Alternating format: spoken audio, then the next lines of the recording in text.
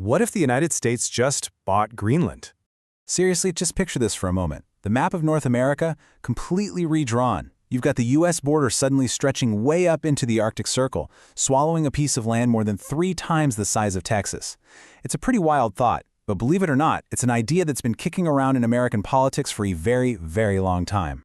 But, in today's world, a deal like that seems almost impossible. Some estimates put Greenland's value at over $1 trillion. So what would it actually cost to pull this off? Well, that is the central question we're going to answer right now. Okay, let's get into it.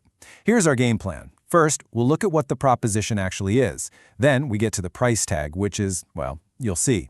After that, we'll unpack the secret sauce that makes it all work, this Golden Dome deal.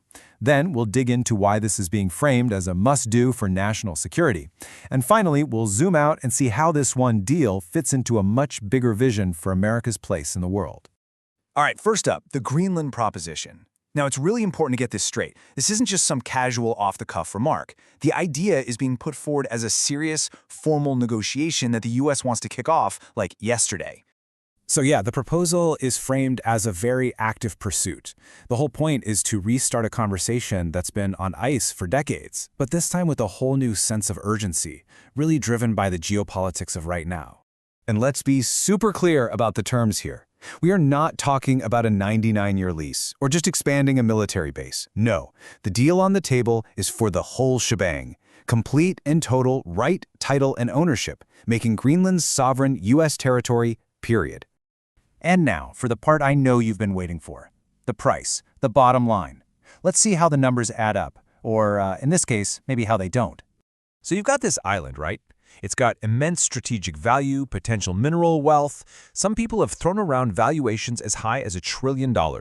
So, what's the opening bid from the U.S. for this massive strategic prize? Zero. That's right. The offer is $0. Not a single cent in direct payment for $1 trillion asset. I know, it sounds absolutely impossible, but that is the number being put on the table. In this quote right here, it gets to the absolute heart of the financial logic. The claim is that the U.S. shouldn't have to pay a dime because what it's offering in exchange for ownership is something else entirely, total security, a complete military protection package. Which, of course, leads to the obvious next question. If Denmark isn't getting a giant pile of cash, what are they getting? What's the real currency being used to try and make this crazy-sounding deal happen? Well, the answer is in Section 3. The Golden Dome deal. See, the payment isn't financial. It's a security guarantee on a scale that is just unprecedented. The centerpiece of this whole thing is something called the Golden Dome. Basically, think of Israel's famous Iron Dome missile defense system, but on steroids, massively scaled up to protect North America. It would be this incredible state-of-the-art shield built and run completely by the United States. And the vision for this thing is, wow. It's incredibly ambitious. As you can see here, the idea is to have every single component made in America, using American tech. A huge part of the system would actually be on Greenland, creating this defensive shield that's projected to be, and I quote, virtually 100% effective. The scale? Israel times probably 100. Just think about that. And this right here is the absolute key takeaway. The Golden Dome isn't some extra perk. This massive security project is the payment. The argument is that the U.S. would be providing a level of defense so valuable, so advanced, that it's worth more than any amount of cash Denmark could ever get. So, you might be asking, okay, but why Greenland? Why all the fuss? And why is this happening right now? To answer that, we have to look at the national security argument that's driving this whole proposal. This quote really just gets right to the point. Geographically, Greenland is at a crossroads of great power competition. I mean, the shortest path for a missile to travel from Russia or China to North America is right over the Arctic. So, from this perspective, an undefended Greenland isn't just an oversight, it's a huge strategic vulnerability. And the argument also leans pretty heavily on history. Just rewind to World War II. Denmark falls to Germany, and the U.S. immediately steps in to secure Greenland. Why? To keep an enemy from getting a foothold in our backyard.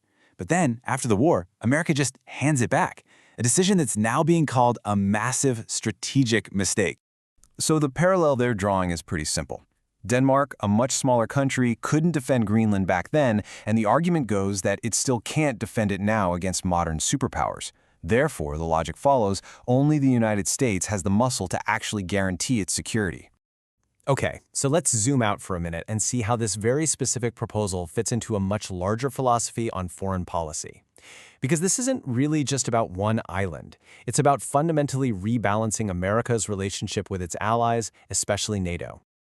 The entire backdrop for this Greenland idea is this deep-seated feeling of frustration with the NATO alliance. The perspective is that for decades, the U.S. has been carrying an unfair share of the burden, providing security for Europe while not getting nearly enough in return. And this slide really lays out that perceived imbalance. On one side, you have what the U.S. gives, a gigantic security umbrella that costs trillions, and on the other side, what it supposedly gets back, what's being called a one-way street, with real doubts about whether allies would show up if the U.S. ever needed them. This contrast here really cuts right to the heart of it. It's a feeling of absolute 100% U.S. commitment versus, well, uncertain support from allies. And this perceived lack of a two-way street is what's driving the search for more direct ways to protect American interests. And that brings us full circle, right back to Greenland.